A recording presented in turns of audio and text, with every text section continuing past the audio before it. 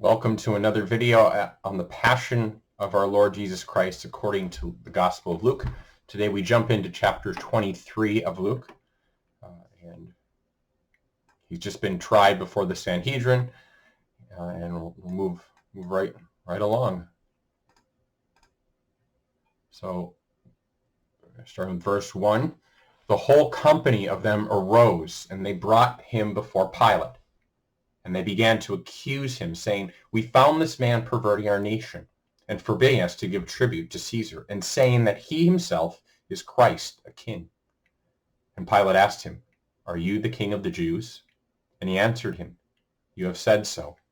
And Pilate said to the chief priests and the multitudes, "I find no crime in this man." But they were urgent, saying, "He stirs up the people, teaching throughout all Judea, from Galilee even to this place." When Pilate heard this, he asked whether the man was a Galilean.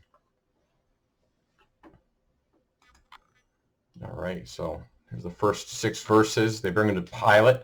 So it says the company, referring to the Sanhedrin here. The company, they arose. So this idea of they're getting up. They're getting up. They were seated and they're getting up. Let's just say the company went. First they got up. It's this idea they were seated, which is a position of judging. So they were judging Jesus, kind of before condemning him, saying, he deserves death. The irony of that they're judging God, and they're bringing him to Pilate. So Pilate's the Roman governor, the Roman prefect, essentially the highest representative in Palestine. Highest representative of the emperor, Roman Empire. So he kind of stands for kind of the Roman emperor, presence and rule in the Holy Land. And they accuse Jesus. So they start throwing all these things out. He's perverting our nation, which means, he's corrupt. He's causing corruption, confusion. He forbids us to give tribute to Caesar, which, Caesar the emperor. Which isn't true, because in Luke chapter 20, Jesus speaks of giving to Caesar what is Caesar's and to God what is God's. So he never said don't give to Caesar what is Caesar. So these are false statements, false accusations, and that he, in saying that he himself is Christ the King. Now, why do they say that? Well, first of all, Christ in Hebrew is normally is translated as Messiah, but Mashiach is actually the Aramaic of the anointed one, or the Hebrew or Aramaic, and so a king. So it's like Pilate. He says he's a Christ. Well, they say the king because Pilate knows what a king is, a Christ. A nice one, who cares? It's more of a biblical term. You had to be a biblical term of the people, the Jewish people. So they kind of clarify. He says he's Christ, which AKA he says he's a king. And Pilate says, "Are you the king of the Jews?" And, so Jesus then affirms that, you have said so. So it's kind of this, you've said it. You've stated that, king of the Jews. Are you the king of the Jews? Are you the king of the Jews? There's an implicit yes. Jesus is saying yes here. And then Pilate said to the chief priests and the multitudes, "I find no crime with this man." He's innocent. There's actually 3 times in Luke's gospel where Pilate's like, he's innocent. There's nothing wrong with it. Throw out the case. But then, he's going to stir up the people. So they're trying to get more reasons from here down in Jerusalem, Judea, the region of Judea, and then all the way up in Galilee, up in the northern part of Palestine. And so Pilate says, well, when Pilate heard this, he asked, "Hey, is he a Galilean?" Which, hey, maybe I can push him off. And that's exactly what he plans to do. So I can make myself really small. All right. So moving on to verse 7. When he learned that he belonged to Herod's jurisdiction, he sent him over to Herod, who was himself in Jerusalem at that time. When Herod saw Jesus, he was very glad, for he had long desired to see him, because he had heard about him, and he was hoping to see some sign done by him. So we questioned him at some length, but he made no answer. The chief priests and the scribes stood by, vehemently accusing him. And Herod, with his soldiers, treated him with contempt and mocked him. Then, arraying him in gorgeous apparel, he sent him back to Pilate. And Herod and Pilate became friends with each other that very day, for before this they had been at enmity with each other. So then he pushes him off on Herod. Herod's Palestine was kind of broken up into 3 sections of jurisdiction. Obviously, Pilate having the most jurisdiction, but it was kind of parsed up. And Herod had the northern section. And so, hey, if you're from the north, you're a Galilean. Hey, you're under his jurisdiction. Herod should take care of this case. So he pushes him off on Herod, who happened to be in Jerusalem at that time during the Passover. Even though Herod wasn't a Jew, the temple was built by his father, Herod the Great, and so this kind of all the people that be coming to the temple that kind of his father helped extend and make gorgeous, so that's even he's not necessarily going to practice the Passover, but hey, might as well be there. All the people going to what my father did, and maybe my father helped build up. So Luke's gospel is the only one where we hear of Herod being mentioned in the Passion narrative. All the other gospels don't. This is the Herod that had John the Baptist executed. And this Herod the Great, this Herod's father, was the one who sought out to kill the Christ child. So the irony of now Herod the Great's son, Herod, his son Herod, has Christ before him, come before him. And it says he was hoping to see a sign. This idea of, I've heard about Jesus. He's done some miracle. I want to see a sign. I want to see a show. So it's not really interest. Are you really the Christ? Are you really the anointed one? Are you? Nope. I've heard about your miracles, your power, miraculous, mighty deeds and such. But so Herod, he questions him and gets no answer. So kind of Jesus is totally silent to this. He's not willing to make a sign for Herod. It's not there to make a show. And then the irony, so Herod's kind of asking questions.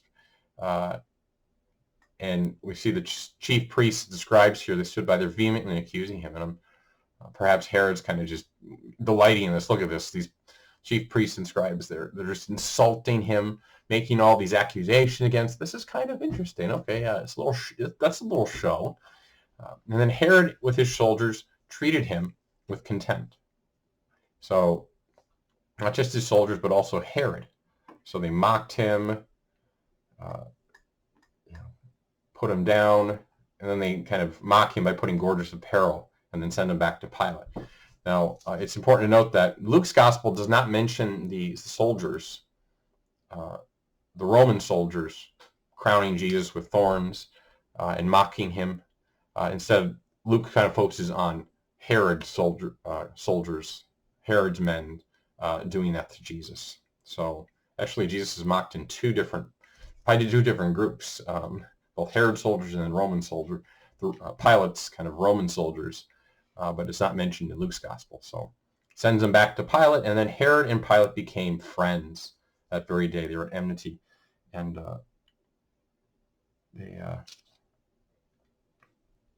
there's kind of, it's like, what does that mean? Like they're not friends? Well, partly it's the kings of the earth go against the Lord and his anointed one. So there's Psalm 2 speaks of the kings of the earth against the Lord and his anointed one, his Messiah, the Christ. And so they've kind of, they're not helping Jesus, all right? They don't really pull through, so they're against him. But in another sense, it's the fact that Jesus brings enemies together. So it's kind of ambiguous of, because they aren't like vehemently against Jesus, where they're, but it brings them together. So it can be taken in both ways, and we just don't have the details. The beauty of the scriptures is sometimes things are left a little open-ended where we don't know all the details, and it allows it to open it. Well, it would mean this or this, and he brings enemies together, makes them friends. But hopefully they aren't enemies because they're against Christ. And there doesn't seem to be, they both seem to think he's innocent. Herod kind of treats Jesus poorly, mocking him with the soldiers, but doesn't think he's guilty of the crimes that are being hurled at him. So here's two pictures, two works of art, and so you have one with Herod. No, this is Pilate. Pilate's son. Is this going to work? Yeah, Pilate's over here, and then we have Herod, since the Herod over here. So you got the little. So Herod and Jesus before both of them, and you can see it just the irony. He's tied, his hands are tied, and there's all these soldiers behind him, and there's in this case the soldiers are, and then you have all the chief priests in the background there, kind of accusing Jesus. So all right, we'll keep moving on here.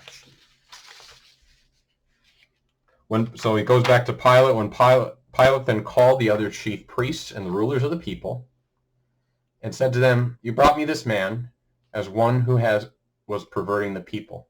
And after examining him before you, behold, I do not find this man guilty of any of your charges against him. Neither did Herod, for he sent him back to us. Behold, nothing deserving death has been done by him. I will therefore chastise him and release him." But they all cried out together, "Away with this man, and release to us Barabbas, a man who had been thrown into prison for an insurrection started in the city and for murder." So here's this first part, kind of this. You brought him to me. You said he was perverting. He was causing, kind of inciting revolt. And then he says, "I find him innocent." So this is the second time that, and then Herod found him innocent too. So there's kind of this dual, he's innocent. Therefore, I'll chastise him. I'll have him scourged and release him. Well, why would he have him scourge and then release him? Let him go. Release his, free him. So it's partly just maybe to appease them of, hey, well, okay, I'm not going to put him to death, but I'll use, he'll get scourged. And then if he is at fault in any way, maybe Jesus will learn his lesson. So that's perhaps what's going through Pilate's mind here. They all cry out, "Away with this man, and release for us Barabbas." And so the name Barabbas, actually, I don't know, there's where I must have pulled this from. Okay, that little apostrophe does need to be there. But Barabbas, if you see it, Bar Abbas in there. Bar is son in Aramaic, and Abbas, father, son of the Father. So this is ironic. So you have Jesus, who is the true son of the Father, before this man who's named son of the Father, but he's an imposter. He's the exact opposite of Jesus in the sense of not bringing peace, but causing insurrection in the city, causing revolt, and committing murder. And the people are like, "We don't want Jesus. We want this murderer. Release him instead."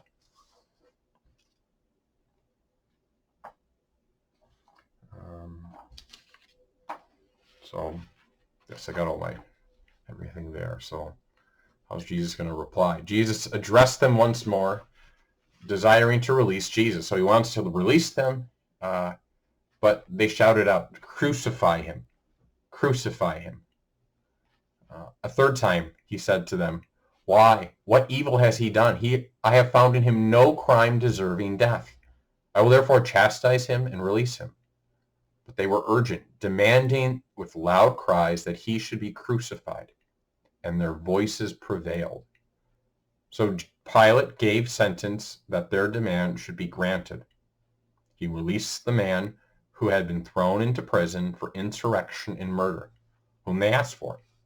But Jesus he delivered up to their will. So this, Pilate here, he's a desire. He desires, he sees Jesus as innocent. He wants to release him. Now, Pilate doesn't necessarily have the best track record from other documents and stuff we have around in the first century on Pilate. But, here the Gospels show Pilate in the light of, like, he wants to do the right thing. And maybe it's partly because of Pilate's, we do have writings and stuff from other first century historians pointing to the cruelty of Pilate. So maybe Pilate's like, he's trying to behave well, all right? And but the people push, crucify, and we see that he's kind of caved to that. He even says the third time he had not acknowledged the innocence. What has he done? No crime.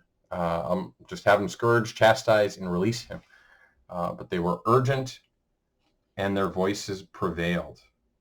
So this importance of their demand prevailed over the truth. And the truth is put to death. Jesus, who is the truth in the flesh, the fullness of being, God himself. And so we see Pilate caves to the popular call, populist kind of cry of crucify him instead of standing firm in the truth. Pilate's probably thinking, I don't want a riot to start amongst these people because then Rome doesn't need to hear about that. So Pilate seems more concerned about what's the best way of saving his own skin and not causing more problems. So he released the man who had been thrown in prison. So he loosens, unfetters, kind of the chains of Barabbas, lets him go. An insurrectionist murders the people. They're, yeah, okay, we'll have a murder amongst us, release him. But Jesus put him to death. And then it says but Jesus, Pilate, delivered up to their will. And that important word there of delivered up actually could be translated handed over. Paradoke. So it's the same word we've heard earlier at the last time. Jesus handing himself over in the Eucharist. Judas was going to hand him over. Now Jesus is getting handed over. We see like this is God himself, and he's allowing himself just to be handed over to this group for them to do this to him. He gets handed over to Pilate. Pilate hands him over to their will, to their desire to have him crucified. And so we see the humility of our Lord here, and the suffering of the accusations that are made against him, and he endures it. So I think this really shows Jesus' meekness. He could have defended himself firmly, but he instead takes it, and this is part of him bringing about redemption, suffering the insults, the mockery, the false accusation, the people crying out, crucify him, crucify him. Perhaps the Greek is very short, so it's almost kind of, you could say, like quick chanting of it. You could think of crucify him, crucify him. The crowd shouting that, and Pilate caving to that. The one kind of civil official who could stand in the way to prevent it doesn't. He caves to the popularity. And so that's the first 25 verses of chapter 23, and we'll just continue on. I just have a couple more videos, and we'll be through the passion of the Gospel of Luke. God bless.